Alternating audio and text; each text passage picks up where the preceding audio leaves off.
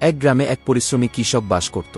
তার জীবনে ছিল দারিদ্র্য ও কষ্ট, কিন্তু সে প্রতিদিন সৃষ্টিকর্তার নাম জপ করে প্রার্থনা করত, সৃষ্টিকর্তা, আমার ফসল যেন সোনায় পরিণত হয়, তাহলে আমি আর কখনো কষ্ট পাব না।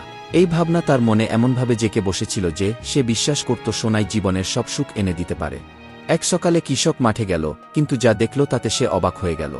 তার পুরো মাঠ ঝলমল করছে, প্রতিটি ধানগাছ সোনার মতো চকচক করছে।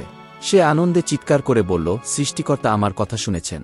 সে দৌড়ে বাড়ি গিয়ে স্ত্রী ও সন্তানদের নিয়ে মাঠে এলো। সবাই খুশিতে নাচতে লাগল। গ্রামের লোকেরাও এ দৃশ্য দেখে হতবাক।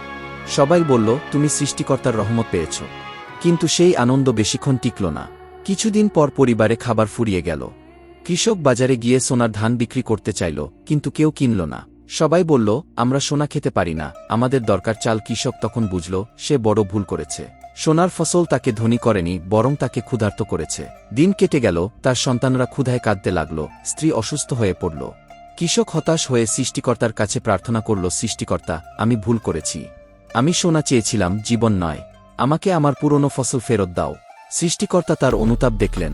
পরের দিন সকালে কৃষক মাঠে গিয়ে দেখল সোনার গাছগুলো আবার সবুজ হয়ে গেছে। ধানগাছ দুলছে বাতাসে, আর মাঠে ভরেছে জীবনের গন্ধে। কৃষকের চোখে আনন্দাশ্রু এলো।